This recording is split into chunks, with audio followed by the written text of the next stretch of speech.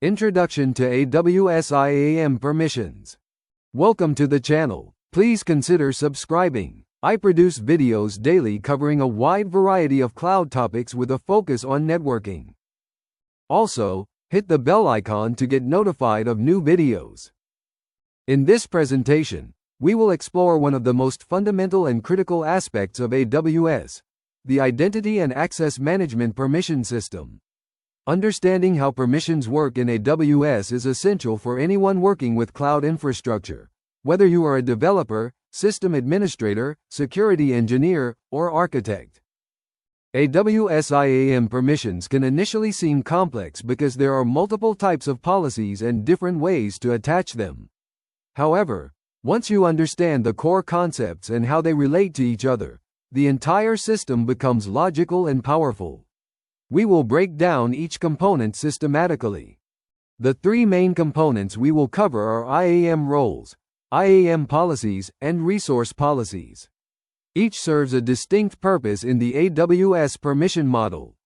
IAM Roles define who can perform actions, IAM Policies define what actions can be performed, and Resource Policies define who can access specific resources from the resources perspective. By the end of this presentation, you will understand how these three components work together to form a comprehensive security model. You will learn when to use each type, how they interact during permission evaluation, and best practices for implementing secure access controls in your AWS environment. The AWS Permission Model Overview. Before diving into specific components, let's understand the overall AWS permission model. AWS uses a deny by default approach, which means that when an identity attempts to perform an action, AWS denies the request unless there is an explicit allow statement that grants permission. The permission evaluation process involves multiple policy types. When a request is made, AWS evaluates all applicable policies to determine whether to allow or deny the action. These policies include identity-based policies attached to users, groups, or roles, resource-based policies attached directly to resources, permission boundaries that set the maximum permissions an identity can have, organization service control policies that govern what actions are allowed across an organization, and session policies that limit permissions for temporary credentials. Looking at the diagram, you can see how a request flows through the evaluation process. When a principal makes a request, AWS first checks if there are any explicit deny statements in any applicable policy. If a deny exists, the request is immediately denied. If there is no explicit deny, AWS then looks for an allow statement. If an allow is found and no other constraints prevent access, the request is allowed. If no allow statement exists, the request is denied by default. This layered approach provides defense in depth. Even if one policy grants access, another policy can restrict it. This is particularly important in enterprise environments where different teams manage different aspects of security. Understanding this evaluation order is crucial for troubleshooting access issues and designing secure architectures. Understanding IAM roles. An IAM role is an AWS identity with specific permissions that determine what actions can be performed in AWS, unlike an IAM user, which is associated with a single person or application. A role is intended to be assumable by anyone or anything that needs it. This includes IAM users in the same account, IAM users in different accounts, AWS services like EC2 or Lambda, and external identities through federation. The key characteristic of a role is that it does not have permanent credentials like a password or access keys. Instead, when an identity assumes a role, AWS Security Token Service provides temporary security credentials. These credentials include an access key ID, a secret access key, and a session token. They automatically expire after a configurable period, typically between 15 minutes and 12 hours. Looking at the diagram, you can see the three essential components of an IAM role. First is the trust policy, which defines who can assume the role. This is the gatekeeper that controls which principals are allowed to request temporary credentials for the role. Second is the permissions policy, which defines what actions the role can perform once assumed. Third are the temporary credentials that STS generates when the role is assumed. Roles are fundamental to implementing the principle of least privilege in AWS. Instead of giving a service or user permanent access to resources, you create a role with specific permissions and allow the service or user to assume that role only when needed. The temporary nature of the credentials reduces the risk of credential compromise and makes it easier to audit who accessed what resources and when. Common use cases for roles include allowing EC2 instances to access S3 buckets, enabling Lambda functions to interact with DynamoDB tables, granting cross-account access to resources, and federating external identities from corporate directories or social identity providers. IAM Role Trust Policy Deep Dive. The trust policy is a critical component of every IAM role. It is a JSON document that specifies which principals are allowed to assume the role. Without a properly configured trust policy, no one can use the role regardless of what permissions the role grants. Let us examine the trust policy example shown in the code block. The version field specifies the policy language version, and you should always use 2012-10-17 as this is the current version. The statement array contains one or more permission statements. In this example, we have two statements. The first statement allows the EC2 service to assume this role. The principal field uses the service key with value ec2.amazonos.com. This is how you grant AWS services permission to assume roles. When you launch an EC2 instance with this role attached as an instance profile, the EC2 service assumes the role on behalf of the instance. The second statement demonstrates cross-account access. The principal uses the AWS key with an ARN pointing to a specific role in account number 1234 ending with 12. This means that the role named cross-account role in that account can assume this role. The condition block adds an extra layer of security by requiring multi-factor authentication. The bool condition checks that the AWS multi-factor auth present key equals true. The action field in both statements is STS assume role. This is the only action that makes sense in a trust policy because the purpose is to define who can assume the role. The effect is allow because we are granting permission. You typically do not need explicit deny statements in trust policies since anything not explicitly allowed is denied by default. Trust policies support various principal types including AWS accounts, IAM users, IAM roles, AWS services, and federated users. You can also use conditions to further restrict when the role can be assumed based on factors like source IP address, time of day, or whether MFA was used.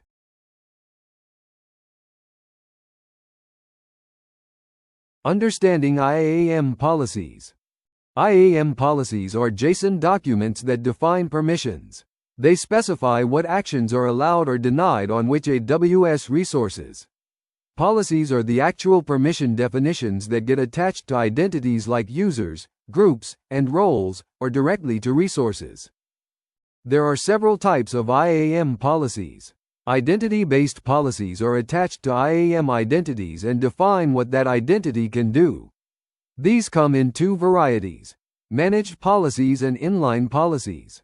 Managed policies exist as standalone objects that can be attached to multiple identities. They can be AWS managed, meaning AWS creates and maintains them, or customer managed, meaning you create and manage them. Inline policies are embedded directly in a single user, group, or role and cannot be reused.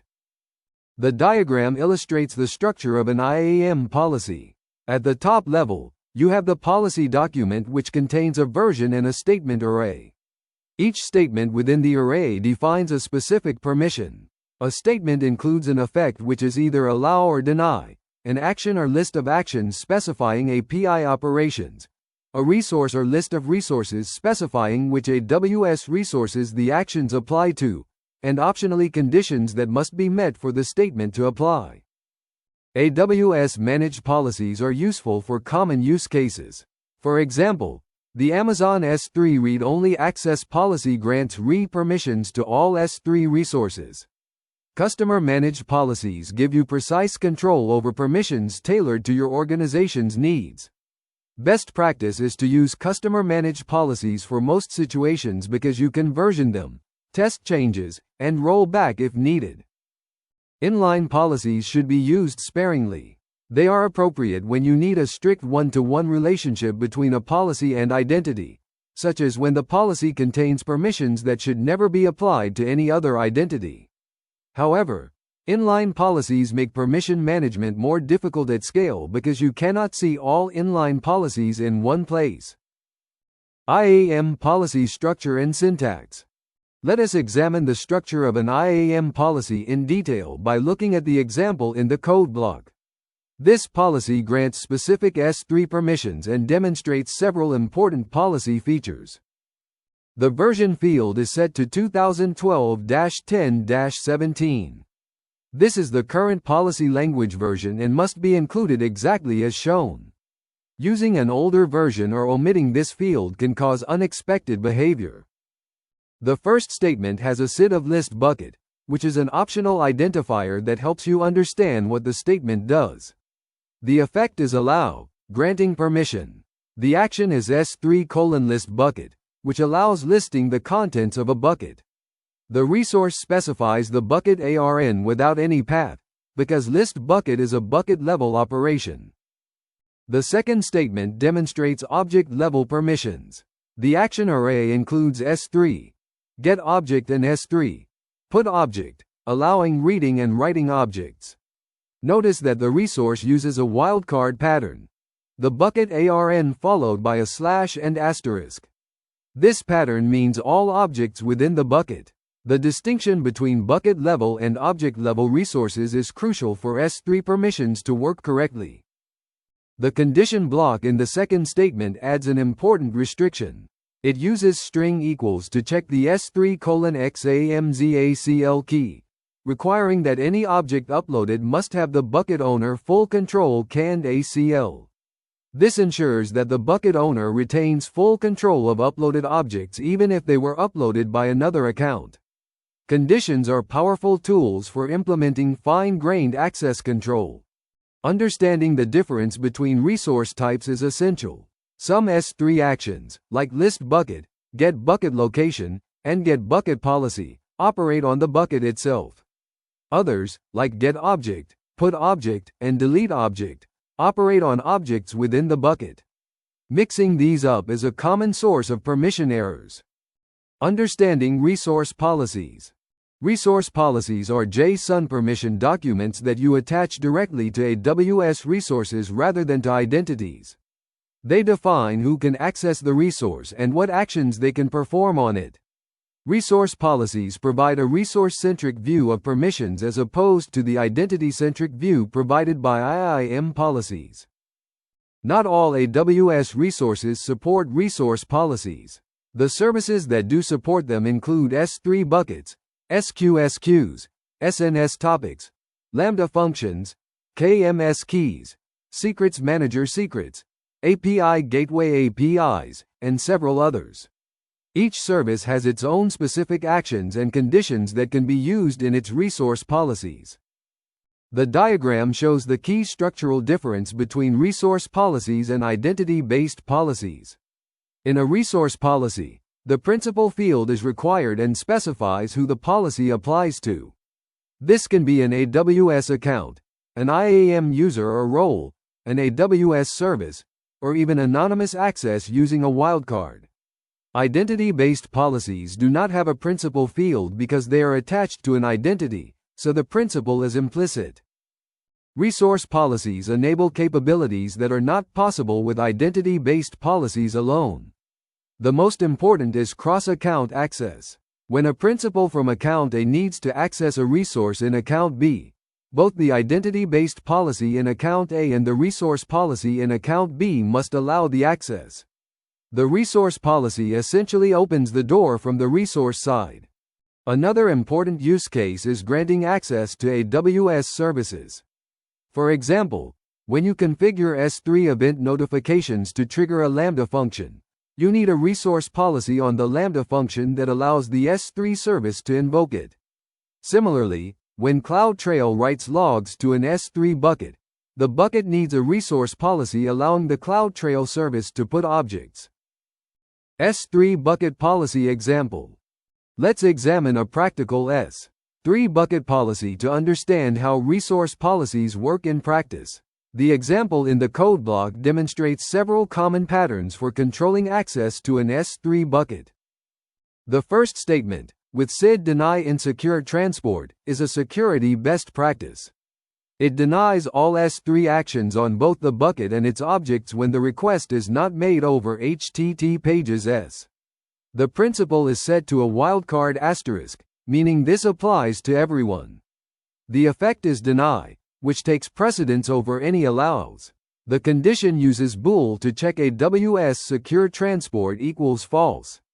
If the request is not encrypted in transit, it is denied regardless of other permissions. The second statement grants cross-account access.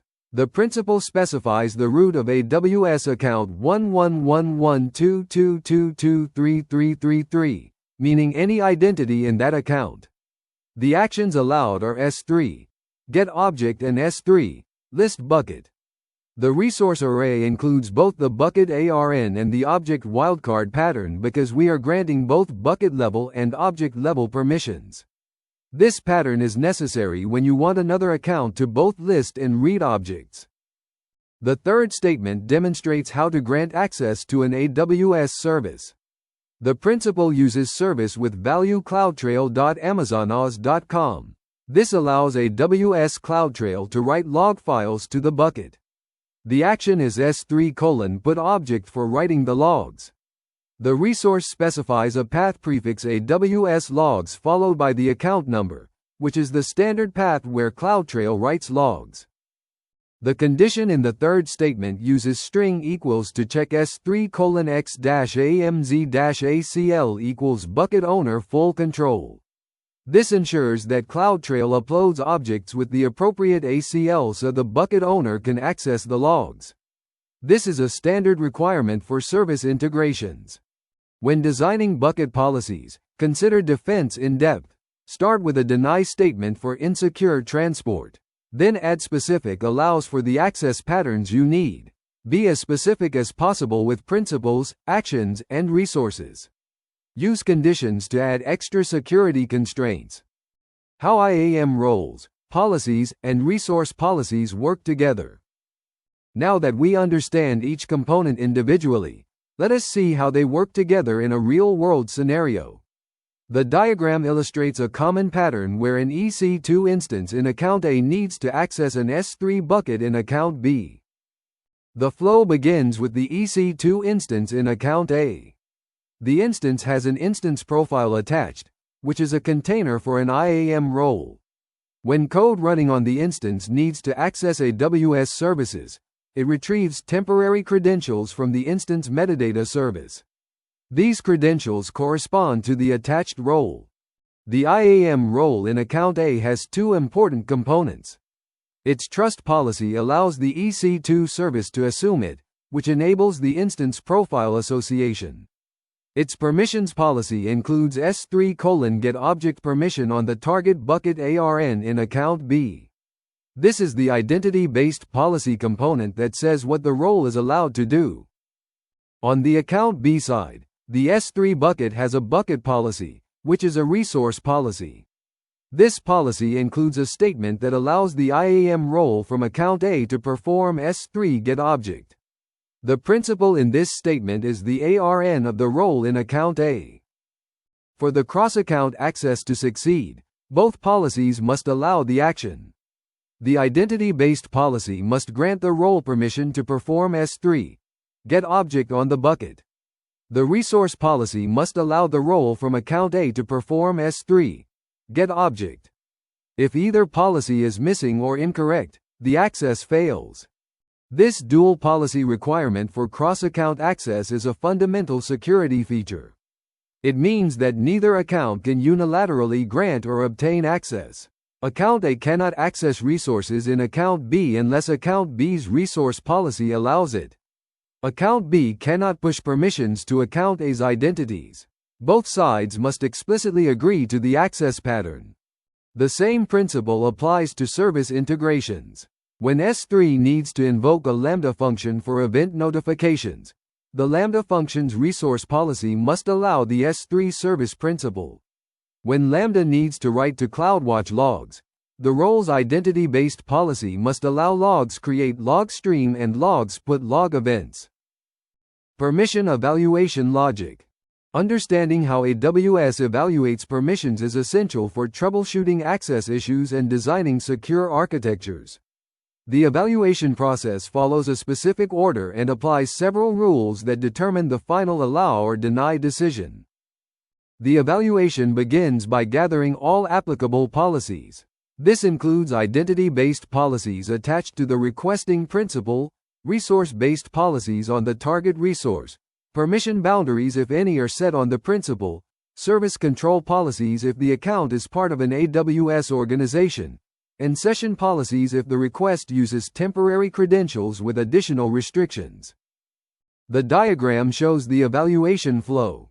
First, AWS checks all explicit deny statements across all applicable policies. An explicit deny in any policy results in immediate denial of the request. This is the most important rule because denies cannot be overridden by allows. If there is no explicit deny, AWS next checks organization service control policies, if applicable. SCPs set the maximum permissions that identities in member accounts can have. Even if an identity-based policy allows an action, the action is denied if the SCP does not allow it. Next, AWS checks resource-based policies. This is where cross-account access differs from same-account access. For cross-account access, the resource policy must explicitly allow the principal. For same-account access, either the identity-based policy or the resource policy can provide the allow.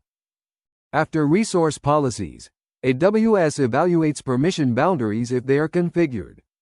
Permission boundaries set the maximum permissions that an identity can have. The effective permissions are the intersection of the identity-based policy and the permission boundary. An action is allowed only if both allow it. Finally, AWS evaluates identity-based policies.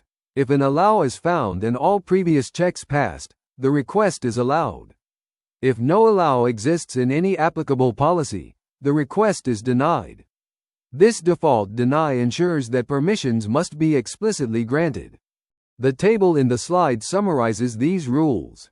The key takeaway is that effective permissions are the intersection of all policy types.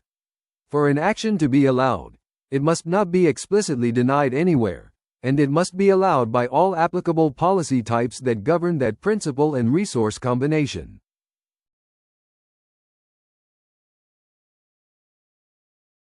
Permission boundaries explained.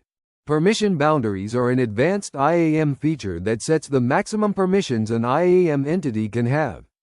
Think of a permission boundary as a fence around what permissions can be granted to a user or role. Even if an identity-based policy grants broad permissions, the effective permissions are limited to what the permission boundary allows. Permission boundaries are particularly useful for delegation scenarios. Imagine you want to allow developers to create IAM roles for their applications, but you do not want them to create roles with more permissions than they themselves have. By attaching a permission boundary, you can ensure that any roles they create are automatically limited to a specific set of permissions. The diagram illustrates how permission boundaries work. The identity-based policy defines what the user or role can do. The permission boundary defines the maximum allowed permissions. The effective permissions are the intersection of these two, meaning only actions allowed by both are permitted. If the identity policy allows S3:* but the boundary only allows S3:get object and S3:put object, the effective permissions are just those two actions. Permission boundaries are managed policies that you attach to users or roles. They do not grant permissions on their own. Instead, they limit the permissions that identity-based policies can grant. This is different from regular policy attachment where policies add permissions. Boundaries subtract from the maximum possible permissions. A common use case is in multi-tenant environments where you want to ensure that administrators in one tenant cannot grant access to resources in another tenant. By setting appropriate permission boundaries, you create a ceiling that cannot be exceeded regardless of what identity policies are attached. Permission boundary implementation.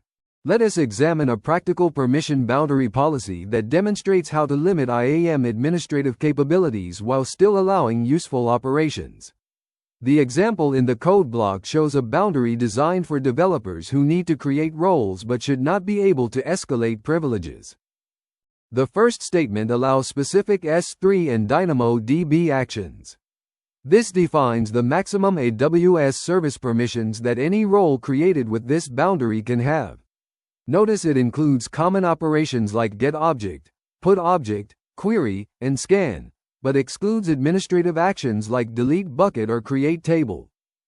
The second statement allows IAM actions for managing roles and policies, but with critical restrictions in the condition block.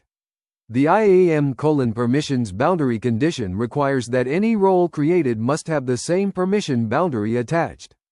This prevents privilege escalation because the newly created role cannot have more permissions than the boundary allows. The string equals condition checks that the IAM permissions boundary key matches the ARN of this same boundary policy. When a developer creates a new role, they must specify this boundary. If they try to create a role without a boundary or with a different boundary, the request is denied. This creates a self-enforcing constraint. Developers can create roles, but those roles are automatically constrained. Even if a developer attaches the administrator access policy to a role they create, the effective permissions are limited to what the boundary allows. This is a powerful pattern for enabling delegation while maintaining security guardrails. When implementing permission boundaries, start by identifying the maximum permissions any delegated role should have. Create a managed policy with those permissions. Then require that all roles created by delegated administrators include this boundary. Monitor CloudTrail for attempts to create roles without boundaries. Service control policies in AWS organizations. Service control policies, commonly called SCPs, are a feature of AWS organizations that let you centrally manage permissions across multiple AWS accounts. SCPs define the maximum permissions for member accounts in your organization. They are guardrails that restrict what actions can be performed in affected accounts. SCPs do not grant permissions. Instead, they filter the permissions granted by identity-based and resource-based policies. If an SCP does not allow an action, that action is denied even if an IAM policy in the account allows it. Think of SCPs as an additional layer that all requests must pass through. The diagram shows the hierarchical nature of service control policies in an organization. Service control policies can be attached at the organization root, to organizational units, or to individual accounts. The effective permissions for an account are the intersection of all service control policies in the path from the root to that account. If any service control policy in the chain denies an action, it is denied. For example, if you attach a service control policy at the root that allows only specific AWS regions, all accounts in the organization are restricted to those regions. You could then attach a more restrictive service control policy to a development organizational unit that further limits which services can be used. The production organizational unit might have different restrictions appropriate for production workloads. SCPs affect all users and roles in the account, including the root user. This is significant because it means SCPs can prevent even the root user from performing certain actions. However, SCPs do not affect service-linked roles, which are roles that AWS services create to perform actions on your behalf. Common secure configuration profile use cases include preventing accounts from leaving the organization, restricting which regions can be used, blocking specific services entirely, requiring encryption for certain services, and preventing the deletion of critical resources like CloudTrail logs. SCP policy examples. Let us examine two common secure copy patterns that demonstrate how to implement organizational guardrails. The first policy restricts which AWS regions can be used, and the second prevents users from disabling critical security services. The Region Restriction Service Control policy uses a deny effect with a not action element. Not action means the statement applies to all actions except those listed. The listed actions are global services that do not operate in a specific region, such as IAM, organizations, and Route 53. The condition uses string not equals to check if the AWS requested region is not in the allowed list of S East 1 and S West 2. This pattern effectively allows actions only in the specified regions while exempting global services that must work regardless of region. If someone tries to launch an EC2 instance in EU West 1, the request is denied because that region is not in the allowed list. But they can still manage IAM users because IAM is in the not action list. The second SCP prevents security service disruption. It denies specific actions on CloudTrail, config, and GuardDuty that would disable logging or monitoring.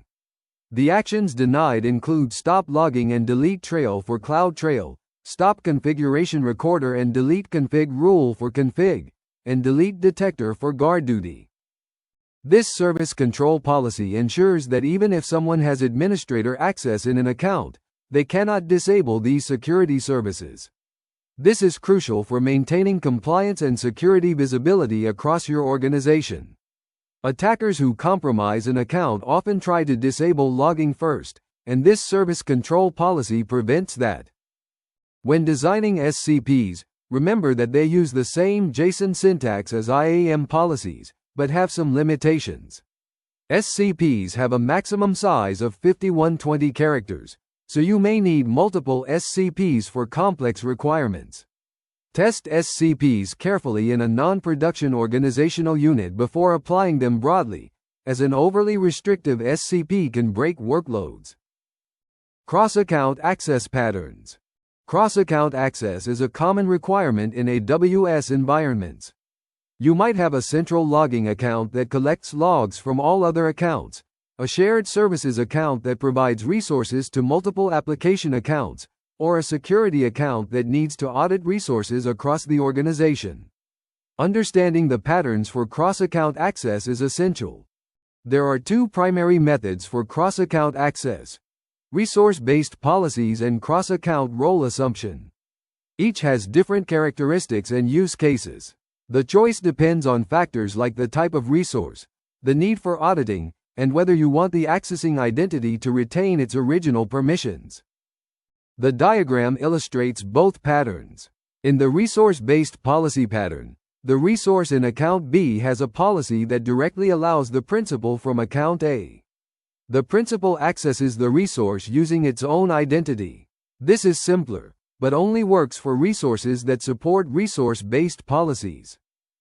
In the role assumption pattern, account B has an IAM role with a trust policy that allows the principal from account A to assume it. The principal from account A calls STS:"assume role" to get temporary credentials for the role in account B.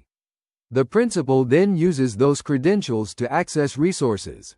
During this time, the principal has the permissions of the assumed role, not its original permissions. Resource-based policies are ideal when you want the principal to retain its identity for CloudTrail logging, when the resource supports resource-based policies, and when you want simpler configuration. Role assumption is better when you need fine-grained control over permissions, when you want to restrict the principal to specific actions during cross-account access, or when the target resource does not support resource-based policies. For S3, you can use either pattern. For services like EC2 that do not have resource-based policies, you must use role assumption. Some services like KMS work best with a combination where the key policy allows the role and the role has permission to use the key. Implementing cross-account role assumption. Let's walk through a complete example of setting up cross-account role assumption. This involves configuration in both accounts, creating a role with appropriate trust and permissions in the target account, and granting permission to assume the role in the source account. In account B, the target account, we create a role called cross-account access role. The trust policy specifies who can assume this role. The principal is the ARN of a specific role in account A, not the entire account. This is more secure than trusting the whole account because it limits which identities can assume the role. The condition block adds an external ID requirement. The STS:(external ID condition requires that the assume role call includes a matching external ID.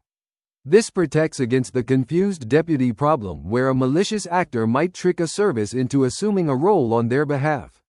The external ID acts as a shared secret between the two accounts. The permissions policy attached to the cross-account access role grants specific S3 permissions. Notice it allows S3:get object, S3:put object, and S3:list bucket on a specific bucket. This follows the principle of least privilege by granting only the permissions needed for the cross-account use case. In account A, the source account, we need to grant the identity permission to assume the role in account B. The policy uses STS:(assume role as the action and specifies the ARN of the role in account B as the resource. This is the identity-based policy side of the cross-account access.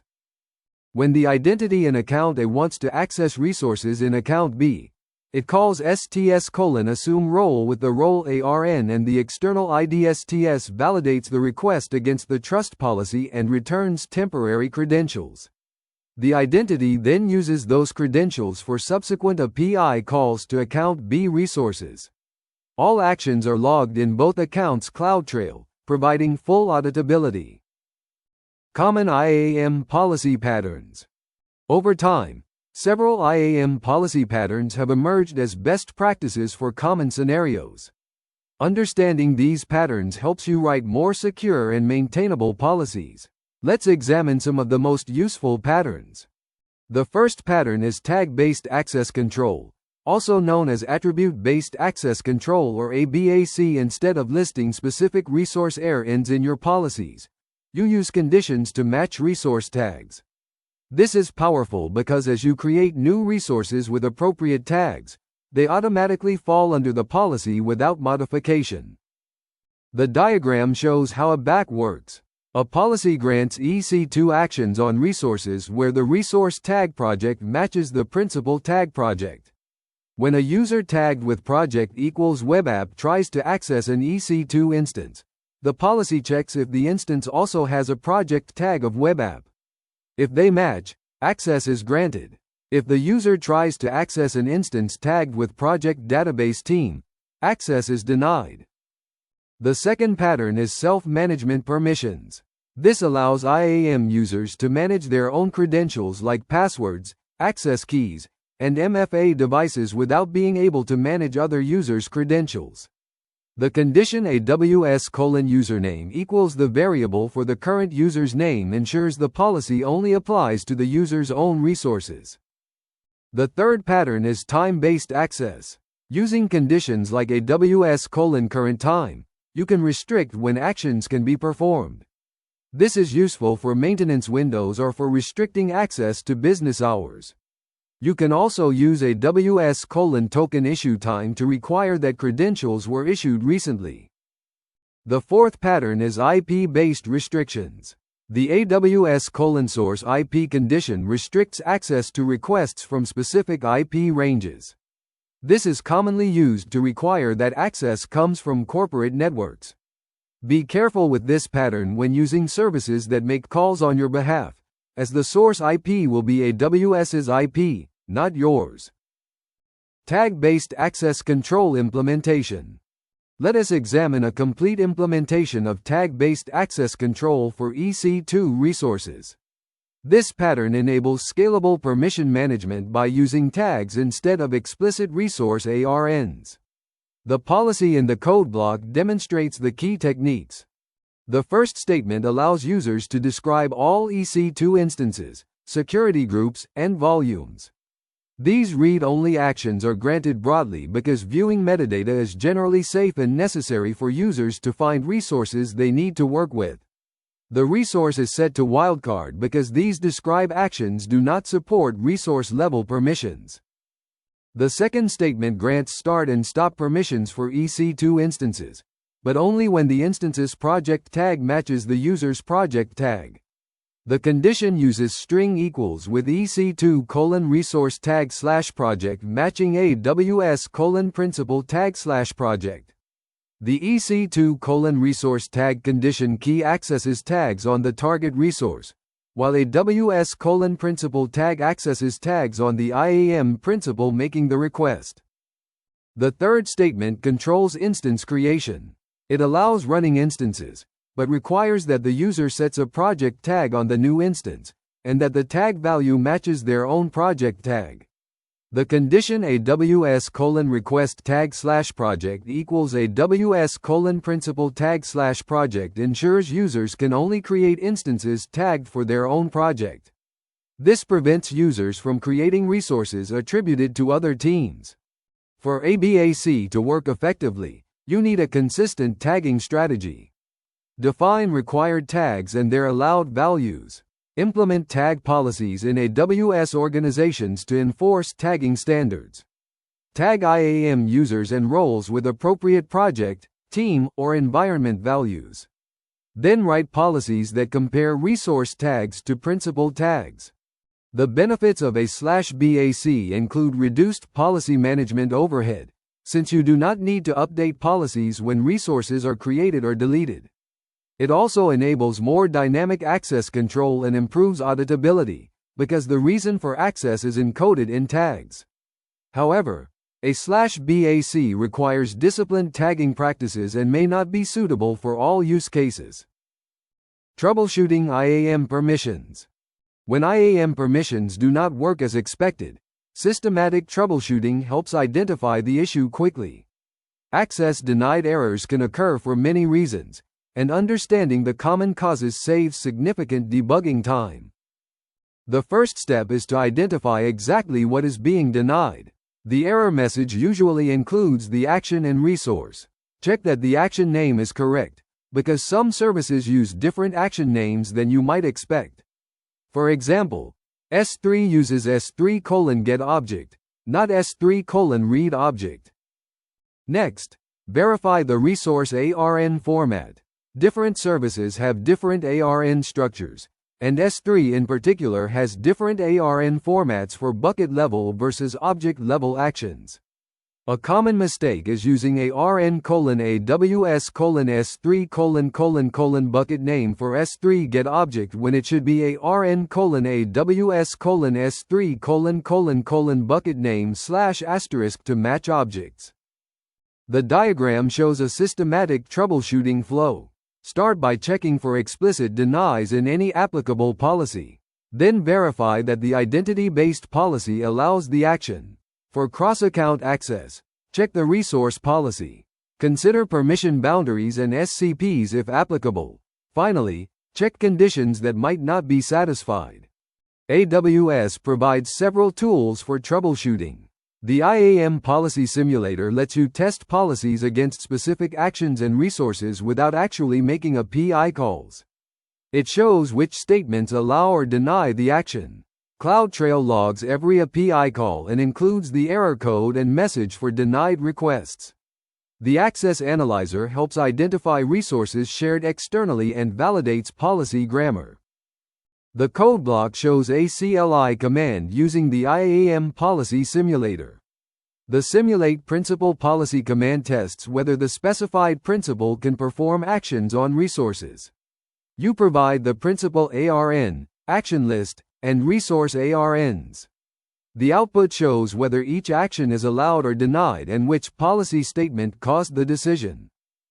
Common issues include typos in ARNs or action names, missing permissions for dependent actions, conditions that do not match the request context, and trust policies that do not allow the assuming principal. Methodically checking each component usually reveals the problem. IAM Security Best Practices. Implementing IAM securely requires following established best practices. These practices have evolved from real-world experience and help protect your AWS environment from unauthorized access and privilege escalation. First, follow the principle of least privilege. Grant only the permissions required to perform a task. Start with minimum permissions and grant additional permissions as needed. Use tools like IAM Access Analyzer to identify unused permissions and tighten policies over time. Avoid using wildcards in actions and resources unless absolutely necessary. Second, use IAM roles instead of long-term credentials whenever possible. Roles provide temporary credentials that automatically rotate. For applications running on EC2, use instance profiles. For Lambda functions, use execution roles. For cross-account access, use role assumption. Avoid creating IAM users with access keys for applications. Third, enable multi-factor authentication for all human users, especially those with administrative access. Require MFA for sensitive operations by using conditions in your policies. Consider using hardware MFA tokens for highly privileged accounts. Fourth, regularly review and audit IAM permissions. Use IAM Access Analyzer to identify resources shared with external entities. Generate credential reports to find unused credentials. Review CloudTrail logs for unusual access patterns. Implement automated compliance checks that alert on policy violations. The diagram summarizes the key best practices: least privilege, temporary credentials, MFA, regular audits, and using service control policies for guardrails. Each practice addresses a different aspect of IAM security, and together they provide defense in depth. Fifth, use permission boundaries and SCPs to establish guardrails. Permission boundaries prevent privilege escalation by delegated administrators. SCPs enforce organization-wide restrictions that cannot be overridden by individual accounts. These controls provide safety nets even if individual policies are misconfigured. Finally, adopt infrastructure as a service for IAM-defined policies, roles, and users in CloudFormation or Terraform. This enables version control, code review, and automated testing of permission changes. It also makes it easier to replicate configurations across environments and recover from mistakes.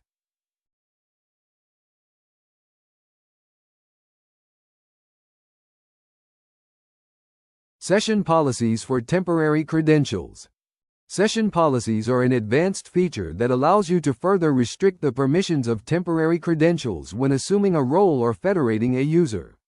They provide an additional layer of control beyond the role's identity-based policies, enabling fine-grained permission scoping for specific sessions. When you call assume role with SAML, or assume role with web identity, you can pass a session policy that limits what the temporary credentials can do. The effective permissions for the session are the intersection of the role's identity-based policy and the session policy. This means the session can never have more permissions than the role, but it can have fewer. The diagram illustrates this intersection concept. The role's permissions policy defines the maximum possible permissions. The session policy further restricts these permissions for the specific session. Only actions allowed by both policies are effective. This is similar to how permission boundaries work, but session policies are applied at the time credentials are requested rather than being permanently attached to the role. Session policies are particularly useful in multi-tenant applications. Imagine an application that assumes a role to access customer data in S3. The role might have broad S3 permissions, but when assuming the role for a specific customer request, the application passes a session policy that restricts access to only that customer's prefix in the bucket. This ensures that even if the application has a bug, it cannot access other customers' data during that session. Another common use case is for federation scenarios.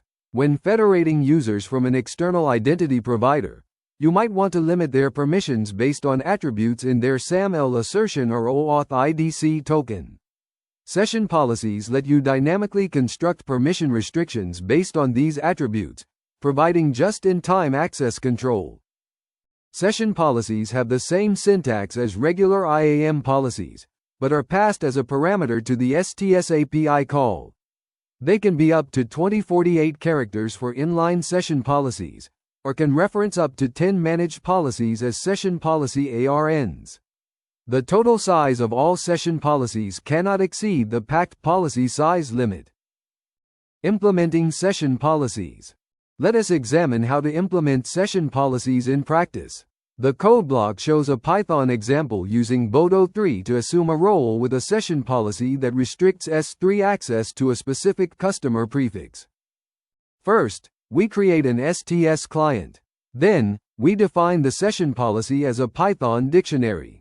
This policy has a single statement that allows S3 get object and S3 put object actions, but only on resources matching the pattern that includes the customer ID as a prefix.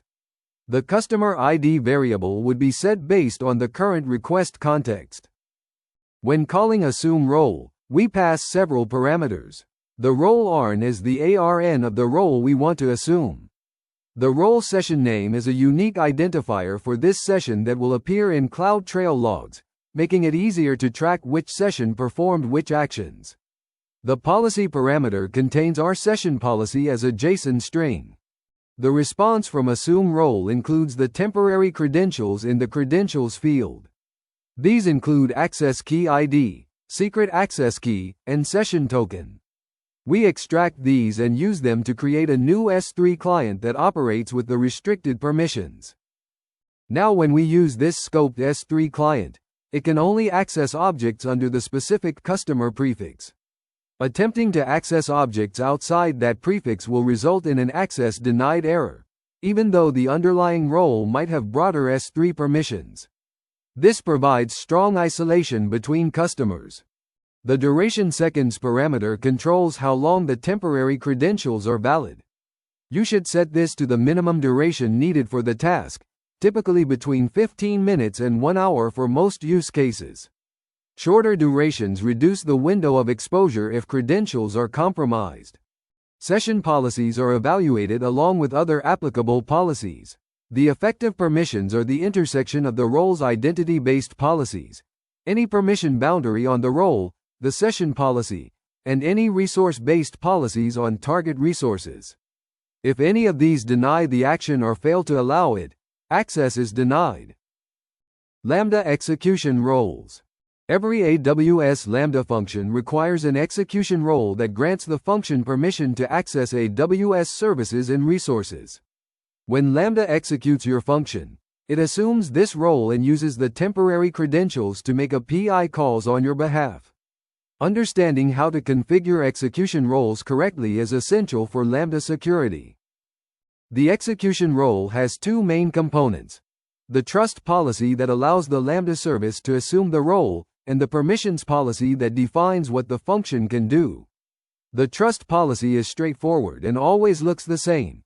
It allows the lambda.amazonos.com service principal to perform STS:\assume role. The diagram shows the Lambda execution flow. When a function is invoked, Lambda assumes the execution role and retrieves temporary credentials from STS. These credentials are then made available to your function code through environment variables. Your code uses these credentials automatically when using the AWS SDK, or you can access them directly from the environment. Lambda provides several AWS managed policies for common use cases. AWS Lambda Basic Execution Role grants permissions to write logs to CloudWatch logs. AWS Lambda VPC Access Execution Role adds permissions to manage network interfaces for VPC connected functions. AWS Lambda Kinesis Execution Role adds permissions to read from Kinesis streams. However, for production workloads, you should create custom policies that follow least privilege. A common mistake is granting overly broad permissions to Lambda functions. For example, attaching Amazon S3 full access when the function only needs to read from one specific bucket. This violates least privilege and increases the blast radius if the function is compromised. Always grant only the specific actions on the specific resources the function needs. The code block shows an example of a properly scoped execution role for a Lambda function that reads from one S3 bucket, writes to one DynamoDB table, and logs to CloudWatch. Notice how each statement specifies exact actions and exact resource ARNs with no wildcards except where necessary for CloudWatch logs. Service-linked roles. Service-linked roles are a special type of IAM role that are directly linked to an AWS service. Unlike regular roles that you create and manage, service-linked roles are predefined by the service and include all the permissions the service requires to perform actions on your behalf. You cannot modify the permissions of a service-linked role. AWS services use service-linked roles to perform actions in your account. For example, Amazon RDS uses a service-linked role to create and manage database instances, manage snapshots, and configure backups. AWS Autoscaling uses a service-linked role to launch and terminate EC2 instances. Elastic Load Balancing uses a service-linked role to register and deregister targets. The diagram shows how service-linked roles work. When you enable a feature that requires a service-linked role, AWS creates the role automatically in your account. The role has a predefined trust policy that allows only the specific service to assume it. The permissions policy is also predefined and cannot be changed. This ensures the service has exactly the permissions it needs, no more and no less. Service-linked roles provide several benefits. They simplify service configuration because you do not need to manually create roles and figure out what permissions the service needs. They improve security because the permissions are designed by AWS to be least privilege for that service's operations. They also ensure consistency across all AWS accounts using that service. You can view service-linked roles in the IAM console, and they have names that follow a specific pattern. AWS service role for, followed by the service name. For example, AWS service role for RDS, or AWS service role for autoscaling. You can also list them using the command line interface with the path prefix filter. While you cannot modify service-linked role permissions, you can delete them if the service is no longer in use. However, you must first ensure that the service has no resources that depend on the role. Some service-linked roles are automatically recreated if you use the service again after deletion. Service-linked roles are exempt from service control policies. This means that even if an SCP denies an action, a service-linked role can still perform that action. This exception exists because blocking service-linked roles could break AWS service functionality in your account. IAM Access Analyzer. IAM Access Analyzer is an AWS service that helps you identify resources in your account that are shared with external entities. It analyzes resource-based policies on supported resources, and generates findings when it detects policies that grant access to principals outside your account or organization. This is crucial for identifying unintended public or cross-account access. Access Analyzer uses automated reasoning, a form of mathematical logic, to analyze policies and determine all possible access paths. Unlike simple pattern matching, this approach can identify complex policy interactions and accurately determine who can access what. It produces either a finding indicating external access or confirmation that the resource is not externally accessible. The diagram shows Access Analyzer scanning various resource types. It supports S3 buckets, IAM roles, KMS keys, Lambda functions, SQS queues, secrets manager secrets, and SNS topics. For each resource, it analyzes the resource policy and generates findings for any external access detected. Findings are categorized by the type of external principal that has access. Public findings indicate the resource is accessible to anyone on the Internet, which is usually a critical security issue. Cross-account findings indicate access from another AWS account, which might be intentional for partner integrations or might indicate a misconfiguration. Access Analyzer also provides policy validation capabilities. When you create or modify policies, it can check for common errors, security warnings, and suggestions for improvement. This includes checking for overly permissive policies, syntax errors, and unused permissions. You can integrate this validation into your CI/CD pipeline to catch policy issues before deployment. The code block shows how to create an analyzer and list its findings using the command line interface. The create analyzer command creates a new analyzer with the specified name and type. The type account analyzes resources in the current account, while organization analyzes resources across all accounts in your organization. The list findings command retrieves findings with optional filters. Best practice is to enable Access Analyzer in all regions where you have resources and review findings regularly. Archive findings that represent intentional access, and remediate findings that represent unintended access. Set up event bridge rules to alert on new findings so you can respond quickly to policy changes that expose resources. Policy validation and generation. IAM Access Analyzer includes powerful policy validation and generation features that help you write better policies and identify potential issues before they cause problems. These features complement the access analysis capabilities by focusing on the policies themselves rather than the resulting access patterns. Policy validation checks your policies against IAM policy grammar and AWS best practices. It identifies issues in several categories. Errors or grammar violations that prevent the policy from working, such as invalid action names or malformed ARNs. Security warnings identify patterns that might grant more access than intended, such as using wildcards in resource specifications. Warnings point out other issues that might indicate mistakes, and suggestions offer ways to improve the policy. The diagram shows the policy validation workflow. You submit a policy document to Access Analyzer, which analyzes it using automated reasoning.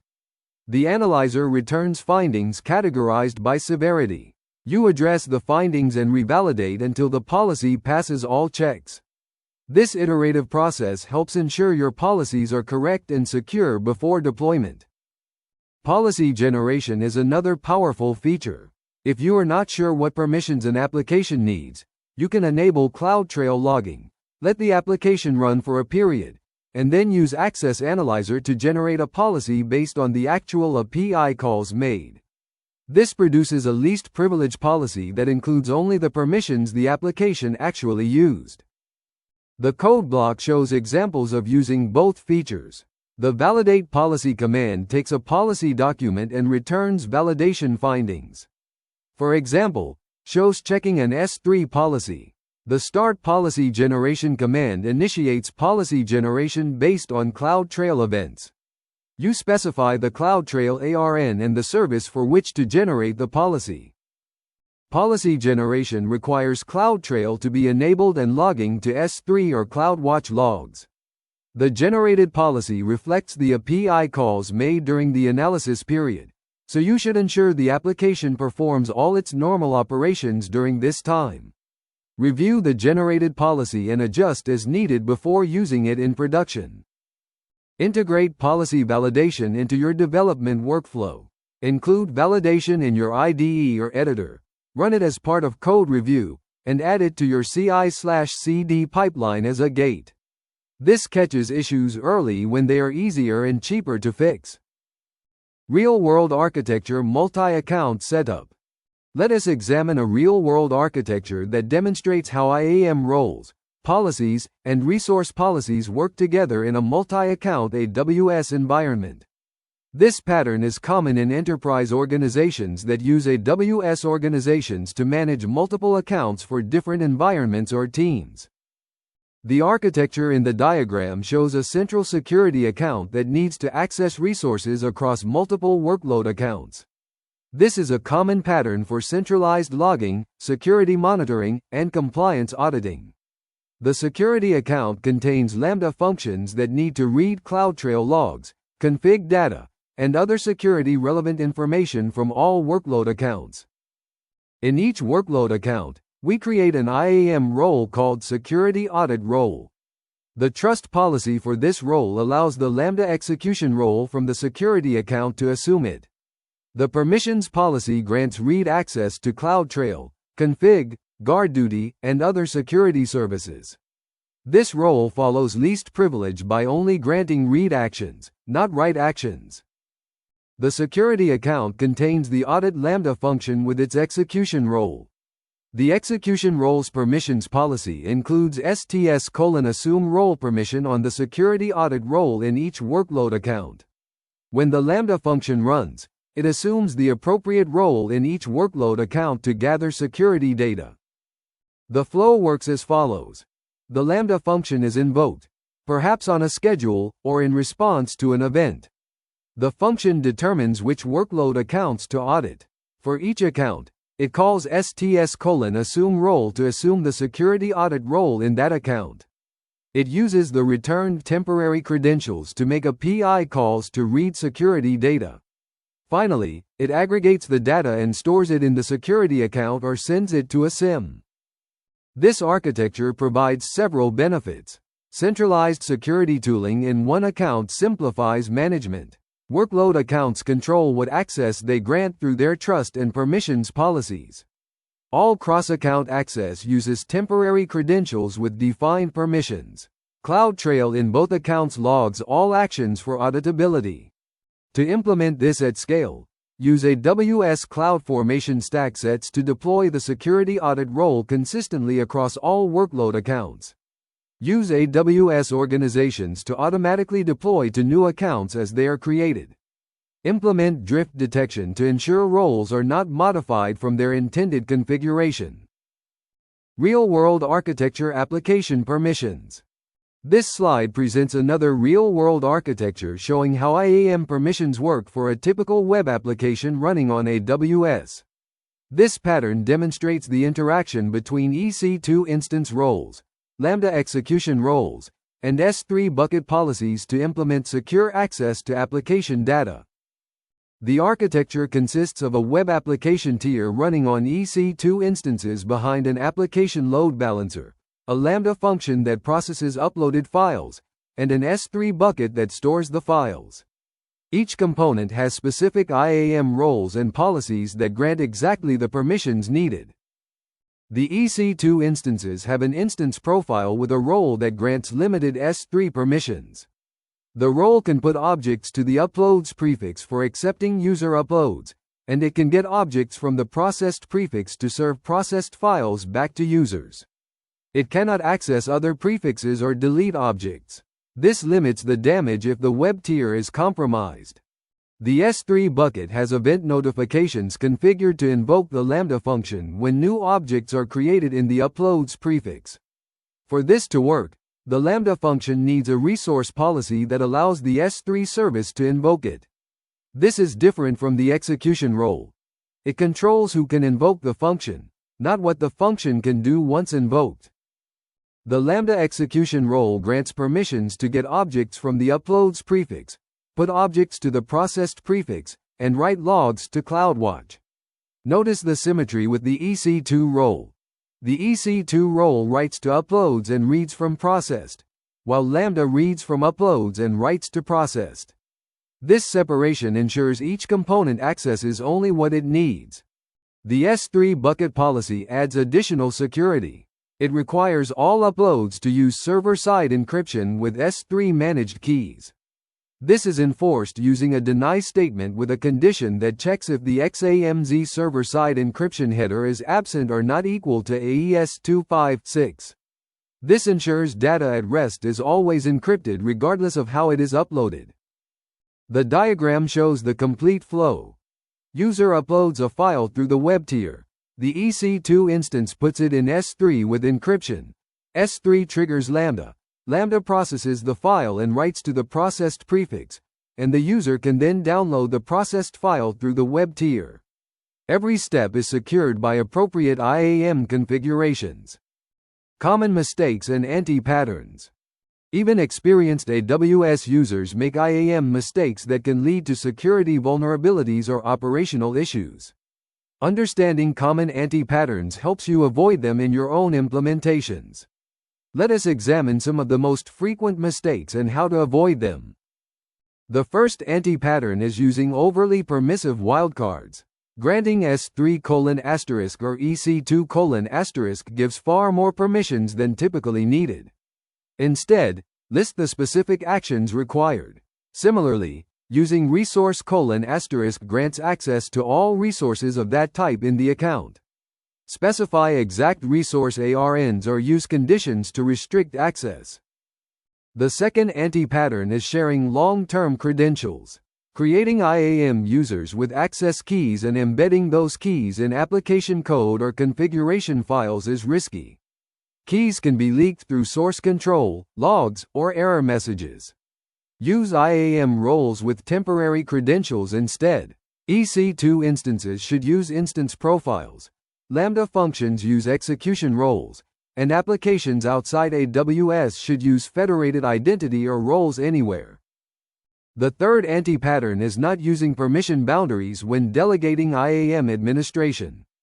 If you allow developers to create roles without boundaries, they can create roles with administrator access and escalate their own privileges.